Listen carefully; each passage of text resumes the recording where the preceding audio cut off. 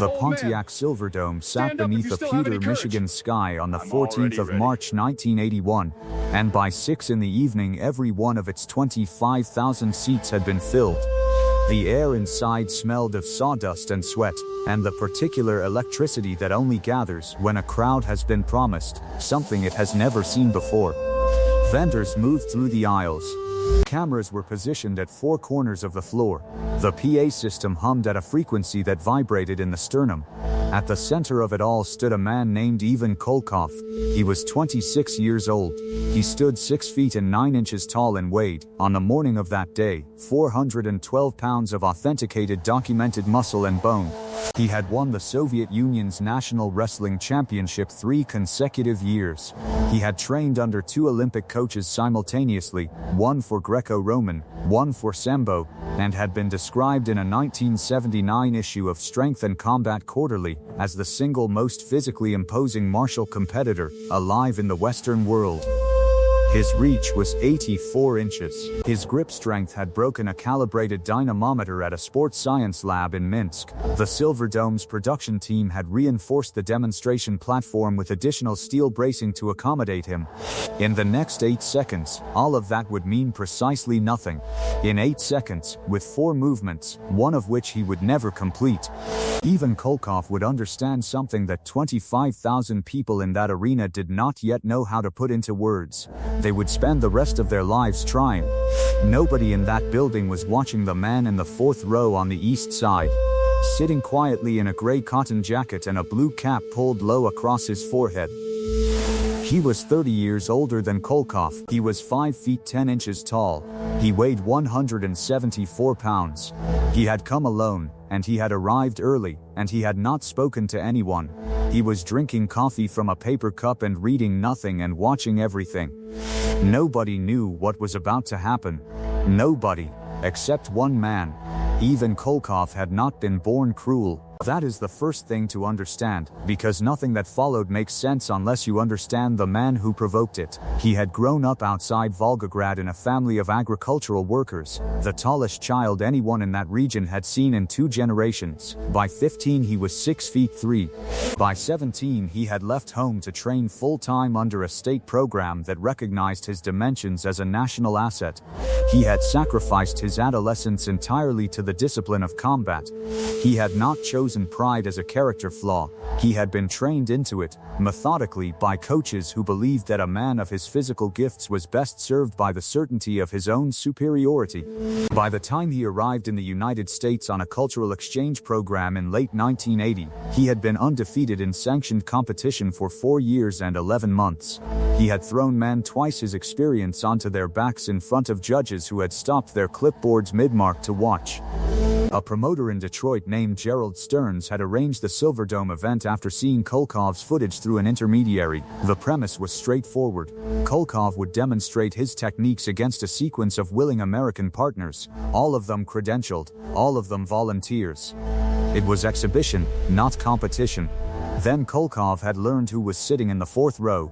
He had heard the name. Every serious practitioner of any fighting art in 1981 had heard the name. But Kolkov had been given certain information, sourced from people he trusted, which had led him to a conclusion that would prove, 8 seconds later, to be the most expensive error of his career.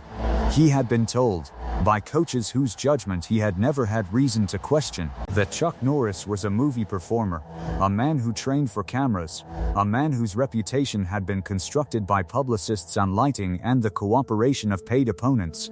He had believed it. And because he believed it, he had said it. On a microphone. In front of 25,000 people. The exhibition had been running for 40 minutes. Kolkov had thrown 4 partners in succession, each one more credentialed than the last. The third had been a judo black belt from Toledo, who trained 6 days a week, and had represented his state at national level. Kolkov had taken him down in 11 seconds, controlled, measured, without visible effort. The crowd had responded with the particular silence that follows genuine shock, followed by delayed, uncertain applause. It was after the 4th demonstration that Gerald Stearns had made the mistake of handing Kolkov the microphone. He had meant it as ceremony, a moment for the crowd. Kolkov took the microphone. and held it for a moment, and his translator stood to his left, and the arena went quiet. What he said through the translator went like this: "I have heard there is a man here tonight who is considered dangerous in this country. A man named Norris. I would like Chuck Norris to come down from wherever he is sitting and show me what American karate looks like. Or he can stay in his seat, and that will also tell me what I need to know." 25,000 people did not move. Gerald Stearns, standing at the scorer's table, set his pen down on the surface in front of him with a sound he would describe, 14 years later, in a memoir chapter he chose not to publish, as the loudest thing he had ever heard. A woman 3 rows behind the east section said quietly to the man beside her, "Did he just say Chuck Norris?" The man in the 4th row did not stand immediately. He finished his coffee. He folded the paper cup once, precisely, and set it on the empty seat to his right. Then he removed his cap, and set it on top of the cup. Then he removed his gray jacket, folded it once along the center seam, and laid it across the back of his seat with the care of a man setting a book back on a shelf where it belongs. He has already lost, he just does not know it yet. The recognition moved through the east section first, then traveled west in a slow current, row by row, like a pressure change before weather. The whispering organized itself into something coherent. By the time Chuck Norris had reached the aisle, the arena was producing a sound that was not quite applause and not quite a warning. It was 25,000 people arriving at the same understanding at approximately the same moment. He walked without hurry. He wore a plain white shirt and dark trousers and flat-soled shoes with no particular support or grip designed into them. He did not roll his shoulders. He did not shake out his hands. He did not acknowledge the crowd in any direction. He walked toward the platform with the unhurried gait of a man who had somewhere to be and was neither early nor late. Even Kolkov watched him come from the platform's edge. The translator leaned in to say something, and Kolkov made a small motion with one hand that meant, "Do not speak to me right now." This is the moment to look at a man's posture before conflict. Because posture is not about the fight itself, it is about what the man believes will happen. Kolkov stood at his full 6 feet 9, his weight settled evenly, his chin level, his hands relaxed. He believed what he had been told. He believed he was about to demonstrate something educational. He believed the next 90 seconds would teach an American audience the difference between entertainment and training. He was about to discover what a 22-year teaching career actually produces in a human body. Chuck Norris stepped onto the platform and stopped at a distance of 9 feet, not 8 feet, not 10. 9. The specific distance a man chooses when he has already mapped every geometry available to his opponent and has decided where he wants to be when the first movement happens. He did not speak. Kolkov said something through his translator. The translator said, "He asks if you would like to warm up." Chuck Norris said nothing. Kolkov nodded once, with genuine respect for what he had misidentified as stillness, and closed the distance by 3 feet. He was now 6 feet away. If you want to know what happened next, stay with this story to the end, because the 8 seconds that followed were observed by 25,000 witnesses, and no 2 of them would ever agree on exactly what they saw. Make sure you are subscribed before we continue, and leave a comment below telling us where in the world you are watching from tonight. A fight is not an exchange of techniques. A fight is a negotiation about distance, and the man who controls the terms of that negotiation controls the outcome before a single technique is thrown. At 9 feet, Kolkov's reach advantage was irrelevant. At 9 feet, his weight advantage was irrelevant. The only way those advantages became real was if the distance collapsed, and the only way the distance collapsed on Kolkov's terms was if the man across from him allowed it to. Chuck Norris had never allowed anything in his life. Second 1, Kolkov moved. The step was lateral first. A feint that had worked against every opponent in 4 years and 11 months of competition because it created a micro-hesitation, a split second of recalibration. Against Chuck Norris it created nothing. No hesitation, no recalibration. The man in the white shirt absorbed the feint without response and remained at 9 feet. In the third row behind the scorer's table, a tournament director named Harold Fitch, who had spent 31 years in martial arts competition across 4 countries, picked up his clipboard and did not write anything on it. He held it in both hands and watched. Second 2. Kolkov committed. The grab was what had thrown the judo black belt from Toledo. A two-handed collar tie, high and controlling, executed with the specific speed and accuracy of a man who had thrown that technique 1,100 times in training. At 412 pounds with an 84-inch reach, the grip once established had ended every encounter Kolkov had ever entered. It did not establish. The slip was lateral and low, and arrived from a direction that the geometry of Kolkov's reach had theoretically closed off. It was not athletic. It was not spectacular. It was the movement of a man who had spent 22 years understanding exactly where his body could be that another body could not predict and could not follow. It was the movement of a man who had mapped this situation so many times that the map had ceased to be a thought and had become a reflex operating below the threshold of conscious decision. Second 3. Harold Fitch in the third row set the clipboard down on his knees. Behind him, a cinematographer named David Breyer, who had been hired to film the exhibition from the northeast corner of the arena, lowered his eye from the viewfinder. He looked at the platform with his naked eye because something was happening that he understood instinctively should not be filtered through glass. The crowd was no longer making the sound it had been making.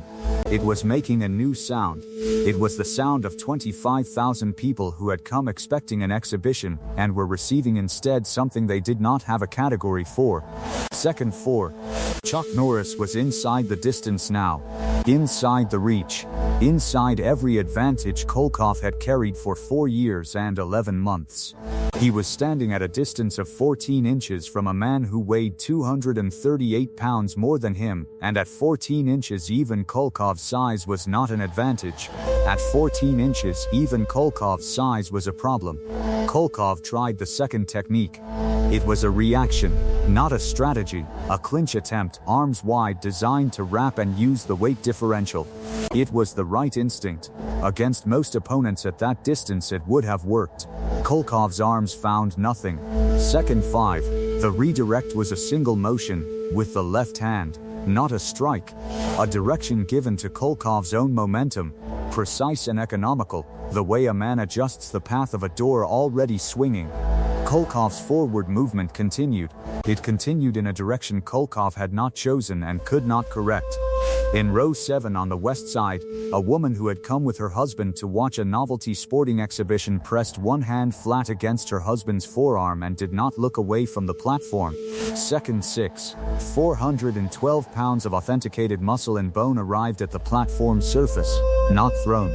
Not swept. Redirected, the way a river redirects around a stone that does not move. The platform held. The additional steel bracing held. The sound the landing made traveled from the center of the Silverdome to its outer walls and returned to the center before anyone in the arena had processed what had produced it. 25,000 people were on their feet. Not because they had decided to stand, because their bodies had stood before the decision arrived. Second 7. Chuck Norris was standing over Ivan Kolkov, and in his right hand there was a controlled downward motion. A single strike, aimed with the accuracy of a man who has thrown that strike 1,100 times in training himself. It stopped. It stopped at a point approximately 1 inch from its destination, and remained there, suspended, for a duration of time that Harold Fitch would later estimate at 3 full seconds, and David Breyer would later estimate at 1, and neither of them would ever agree. The extended hand came after. Open. Offered without comment. Second 8. Ivan Kolkov, lying on a reinforced platform in the Pontiac Silverdome in front of 25,000 witnesses, looked at the hand above him for a long moment. He took it. As Chuck Norris helped him to his feet, he said something. The translator was not close enough to hear it. No microphone captured it. What passed between the two men in that moment belongs to them alone.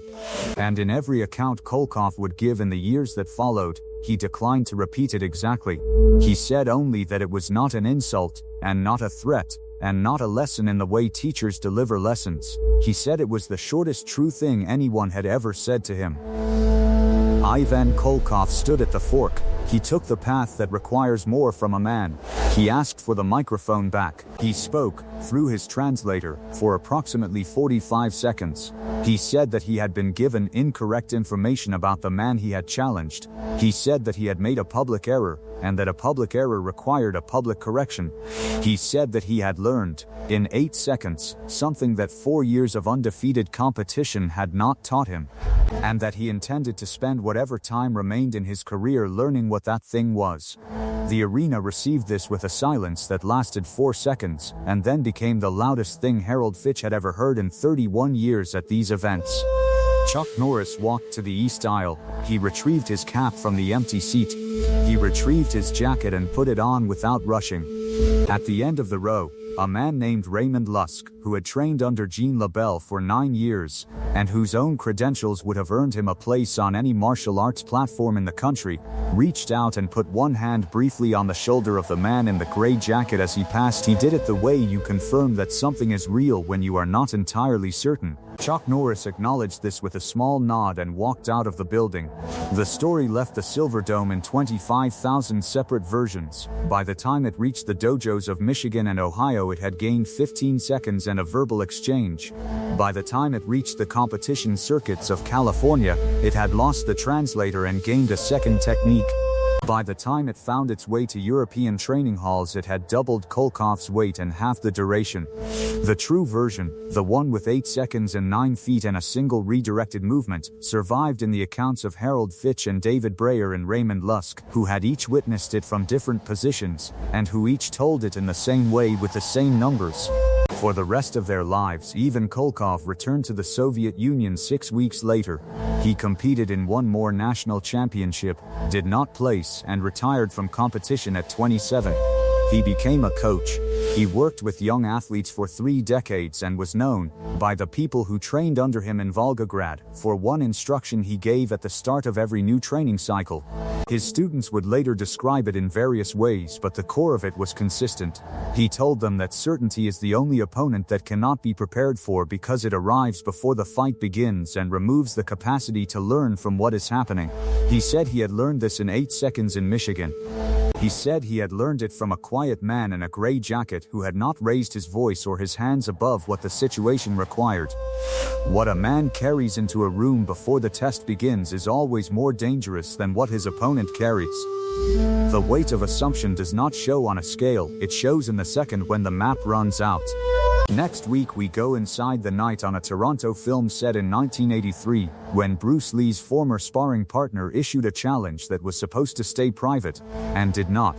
That story belongs here, on this channel, and we will tell it with the same care we gave this one.